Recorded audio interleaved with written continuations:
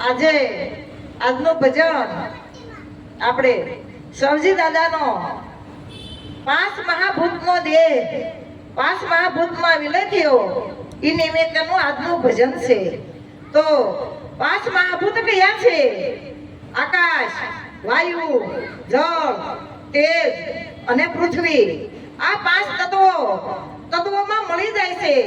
કોઈ મરી જાતું નથી, કોઈ આવતું નથી ને કોઈ જાતું નથી. હે તો કોણ મરે? કોઈ મરતું નથી. પણ ખરેખર આત્મા તો અજર અમર અને અવિનાશી છે. એ આત્માની ઓળખવાની દરેક સંતોએ વાત કરી છે. મીરાબાઈ પણ કહી ગયા, આત્માને ઓળખ્યા વિના 184 ફેરા નહીં મટે, ભ્રમણાને ભાંગ્યા વિના ભવના ફેરા નહીં ટળે. તો ખરેખર આપણે આપણા પોતાને પૂછી જોઈએ કે આપણા ભેગો આત્મા છે, છતાંય આપણે આત્માને ઓળખ્યો છે કે નથી ઓળખ્યો? તો એ આત્માને ઓળખવાનો છે. નરસિંહ મહેતા પણ કહી ગયા છે, જ્યાં સુધી આત્મા તત્વ સીનો નહીં ત્યાં લગી સર્વે સાધના રૂઠી. એમ મનુષ્ય દેહ તારો હેળે ગયો કે જેમ માવઠાની વૃષ્ટિ રૂઠી. જ્યાં સુધી આત્મા તત્વ સીનો નહીં, એટલે જ્યાં સુધી આપણે આત્માને ઓળખ્યો નથી ત્યાં સુધી નરસિંહ મહેતાએ કીધું કે સર્વે સાધના જૂઠી. કઈ સાધના કીધી નરસિંહ મહેતાએ? કે જપ, તપ, તીર્થ, વ્રત, હોમ, હવન, આ બધાને નરસિંહ મહેતાએ સાધના કીધી છે. ત્યાં સુધી કીધું કે સર્વે સાધના જૂઠી. એમ મનુષ્ય દેહ તારો હેળે ગયો કે જેમ માવઠાની વૃષ્ટિ રૂઠી. હવે માવઠાનો વરસાદ થાય ને, હે તો કઈ મોલાજ પાકે નહીં, હમુનું બગાડે હો. એમ આપણે ખરેખર આત્માને ઓળખ્યો નથી તો આપણે બગાડવા આવ્યા છે. મારા બાપ આત્માને એક ઓળખી લેતા જેવું છે. હે અને એક આખો ભગત માની થઈ ગયા. એને કીધું, હું નરમ મને એવો જડ્યો, હું હસતો રમતો હરીમાં ભળ્યો, એવો મારા ભવસાગરનો ફેરો ટળ્યો. શીંડું શોચના લાગી બોળ, અખા કે હવે કરી લેને જાકમ જોડ. હું પરમાત્માના માર્ગે જવા એક શીંડું ગોતતો હતો, એક કેડી ગોતતો હતો, પણ મને એવા સમર્થ સદગુરુ મહારાજ મળી ગયા તો મને ધોરી માર્ગ બતાવી દીધો. હે પછી સાહેબ કા ઘર ઘર નહીં, જેસી લંબી ખજૂર. હે પછી પરમાત્માનું ઘર જરાય જુદું નથી, આપણી ભેગો પરમાત્મા છે. હમણે હિંમત મહારાજે કીધું એમ કે બોલે બોલાવે સબ ઘટમાં બોલે, સબ ઘટમાં સરખો. જો આ દેવળો દેવળમાં કરે હોકારો, એને તમે પારસ થઈને પરખો. આ દેવળો દેવળની અંદર હો, ઓલા દેવળની જઈને દેવળમાં તે કોઈએ હોકારો દીધો નથી. પણ હોકારો કયા દેવળમાં દે? કે આ દેવળો દેવળમાં કરે હોકારો.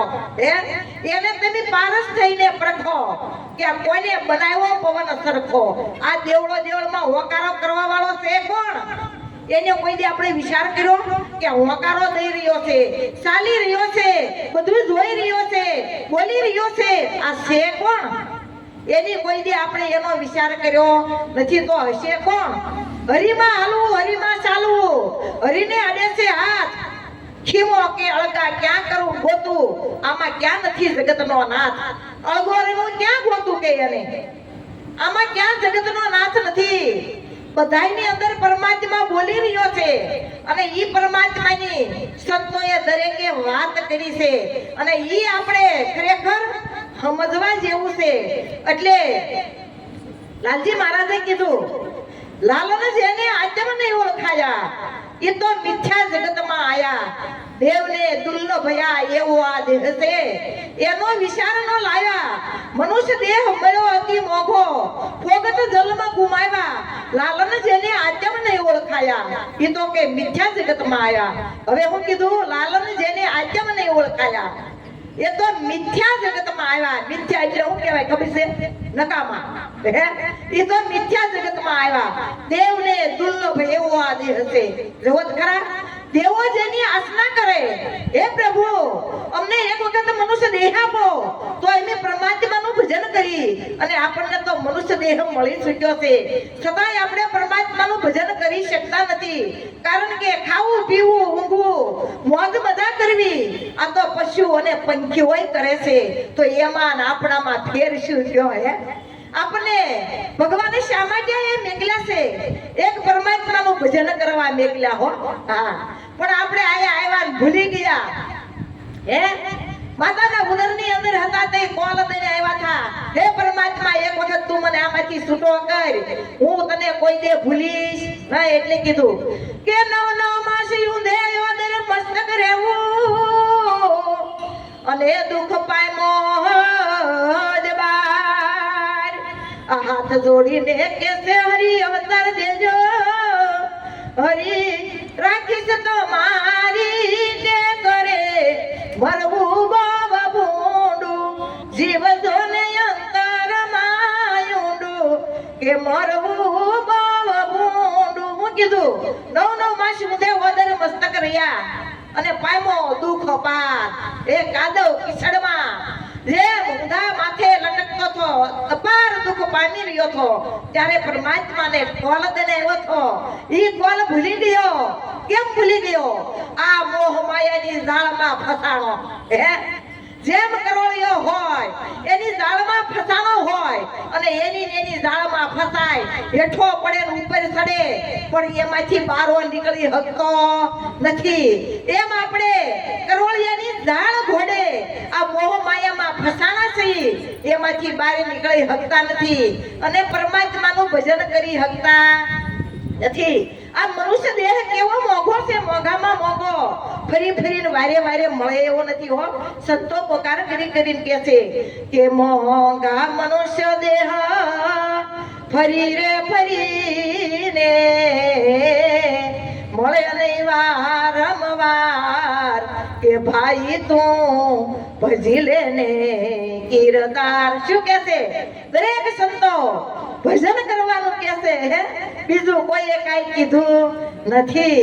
એટલે કીધું જેને સંત સમાગમ શાશ્વત થયો એનો અંતરનો અંધકાર ગયો, જેને સંતનો સમાગમ થઈ ગયો, સંતનો ભેટો થઈ ગયો, જેને સંતનું શરણું મળી ગયું એને અંતરનો અંધકાર વિયોજાય એવું છે. હવે અંધકાર છે ક્યાં? હે, અંધકાર કહેવાય કોને? અંધકાર એટલે એક અજ્ઞાન દશા.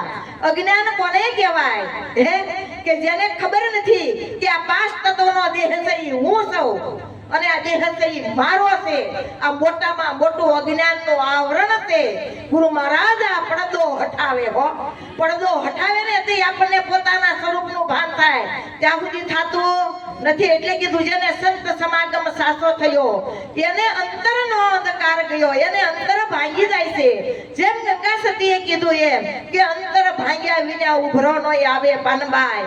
નો થાય હાસે હાસી વાત, આટી છૂટે જ્યારે અંતર તણી ત્યારે પ્રભુ દેખાય સાક્ષાત.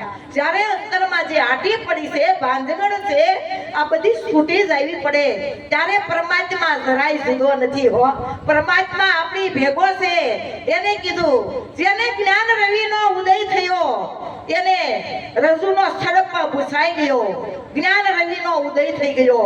હે, જ્ઞાન રવિ કહેવાય કોને? જો આ અંધારી રાત છે, હર પડશે, સૂર્ય ઉગશે એટલે ધરતી લીલી સમત દેખાય છે, હે, અને આખી ધરતીમાં અંજવાળું પથરાઈ જાય છે. એમ આ જ્ઞાન રવિનો ઉદય થયો, જેને જ્ઞાન થઈ ગયું, હે, આ પાંચ તત્વના દેહની અંદર હું કોણ છું અને હરી કેવા છે. એટલે લાલજી મહારાજને કેવું પડ્યું કે હું છું કોણ, હરી છે કેવા, જ્યાં સુધી નહીં સમજાયા. લાલન કહે બહુનર જગમાં ગુરુ ગમ વિનાના કુટાયા.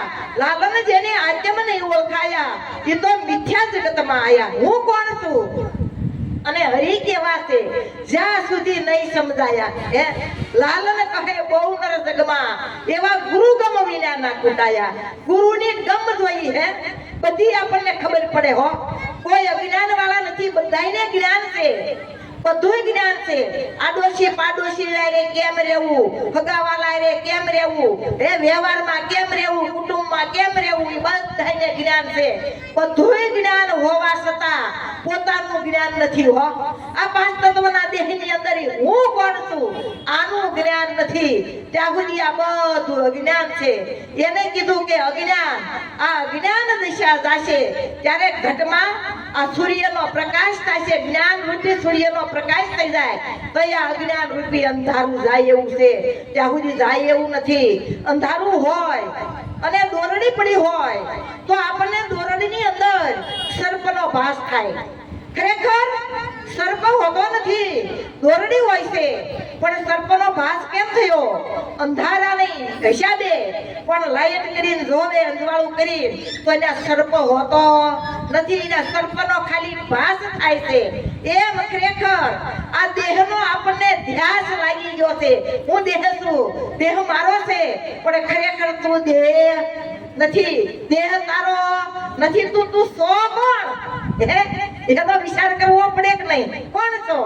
આ પાંચ તત્વોના છે. પાંચ તત્વોનો આ દેહ છે. પણ એમાં તું કોણ છો અને કોણ બોલવા વાળો છે? આ આપણે કે હું છું, પણ હું કરે છે કોણ? આ હાથ ઈ મારા છે, પગ ઈ મારા, માથું મારું, કાન મારું, નાક મારું, આંખું મારું, બધુંય મારું. પણ હું મારું કહેવા વાળો હું કોણ? આને આપણે ક્યારેક વિચાર તો કરવો પડે કે ન કરવો પડે? એટલે કીધું કે જે જ્ઞાન ગંગામાં ડૂબી ગયો એનો ભવજળ સિંધુ સુકાઈ ગયો. હવે જ્ઞાન ગંગામાં ડૂબી જાય ને તો એનો ભવજળ સિંધુ સુકાઈ જાય. હવે જ્ઞાન ગંગા કેવી કોને? પાછી 4 ગંગા છે. એક ગંગા આ હરદ્વારમાં ઋષિકેશમાં જઈને ગંગા નીકળે ને એ ગંગા ભગીરથ રાજા લાવ્યા. ભગીરથ રાજાએ ઉતારી છે. એ ગંગા એક ગંગા, બીજી ગજ ગંગા, ત્રીજી નાગ ગંગા અને ચોથી જ્ઞાન ગંગા. હવે જ્ઞાન ગંગામાં નાવાથી તનનો મેલ વયો જાય.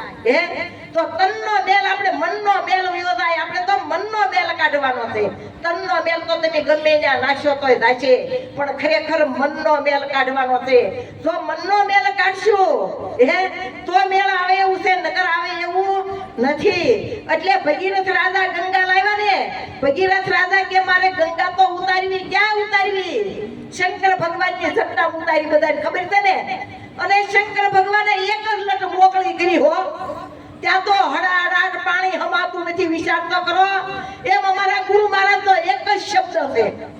એક શબ્દ ગુરુદેવ કા તાકા અનંત વિચાર થકે મુનિજન પંડિતા જાગો વેદનો પામે પાર. વેદોમાંય પાર પામી ગયા નથી. વેદોય નેતિ કહી ગયા. એ ગુરુ મહારાજનો ઉપદેશ છે અને એ ઉપદેશ આપણને મળ્યો છે. તો ખરેખર પેલી જ્ઞાન ભગીરથ રાજા લાવ્યા. એ ગંગામાં નાવાથી આ તન શુદ્ધ થાય છે, પણ મન શુદ્ધ થતું નથી. એક વખત શંગ જાત્રાએ ગયો અને હરદ્વારમાં અને નાવા બધા ગયા. ત્યારે ગંગાજી પ્રગટ થયા, પ્રસન્ન થયા. એ કે માગો માગો માગો. ત્યારે આ બધા જાત્રાઓ હતા. એ કે અમારે કઈ માગવું નથી, અમારે તો ગંગામાં તમે તો આ પ્રસન્ન થયા છે અને મીઠાઈ ક્યાંયથી આવ્યા?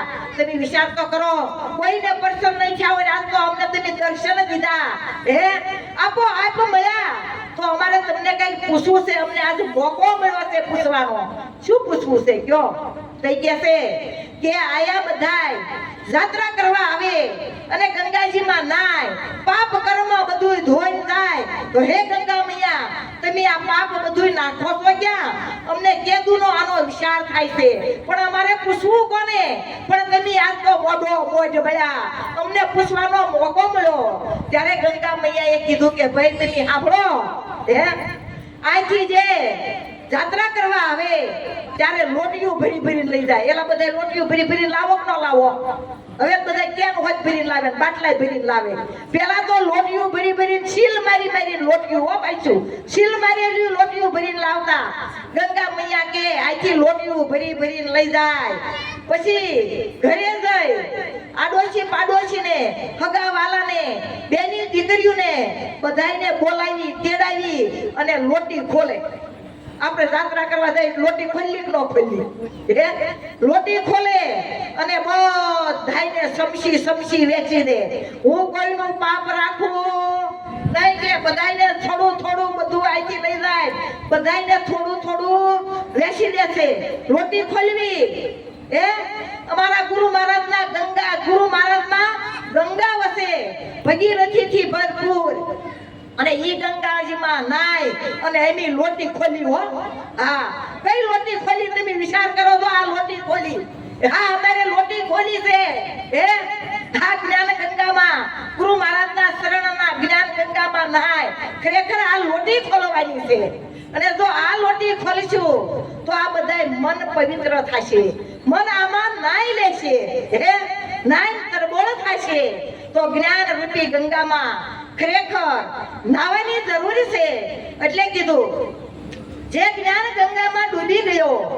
એનો ભવજળ સિંધુ સુકાઈ ગયો એનો ભાવનાનો સિંધુ સુકાઈ ગયો હવે ભવજળ કેવો કોને પાછો ભવજળ સિંધુ કોને કહેવાય આ સંસાર છે ઈ સાગર છે આ ભાવનાનો સાગર છે અને આમાં મહાજળ ભરેલું છે હે સંસાર સાગર મહાજળ ભર્યો એમાં કોઈ હરિજન હંસવાણ હંકારે પકડ કરી લો માલવી પુરુષને તો બેડલી પાર ઉતારે મન માયલાની ખબર્યું લાવો કોઈ એવા હરિજન આવો હે તો મન માયલાની ખબર્યું લાવો કે હું કોણ છું હે બીજી કઈ ખબર કરવાની નથી એટલે પછી કીધું જેને બકરાપણાનો બોધ ગયો પછી કેવળ કેસરી સિંહ રહ્યો બકરાપણાનો બોધ ગયો આપણને એમ થાય એક સિંહના ટોળામાં એક બકરાના ટોળામાં સિંહનું બચ્ચું ભૂલું પડ્યું અને બકરાના ટોળામાં પહેરી ગયું હવે એવામાં ઈ સિંહ મોટું થયો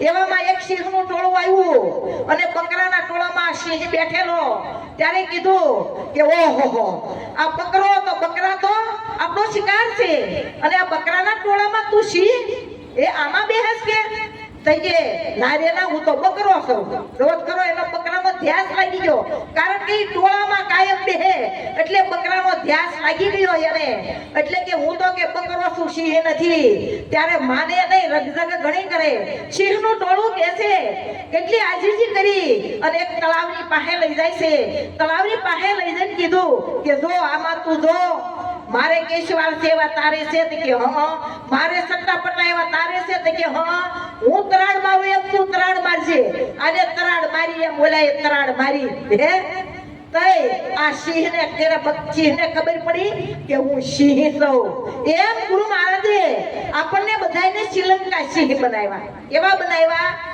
શ્રીલંકા સિંહ બનાવ્યા જો હાસુ સમજાય તો ગુરુ ભાવ રાખજો નકર ઓધવ કા લેણા નહીં માધવ કા દેણા નહીં છૂટા ને સ્વતંત્ર આવું ગુરુ મહારાજ નું જ્ઞાન છે સમજી આનંદ કરવો અને આનંદ કરાવવો સતગુરુ મહારાજની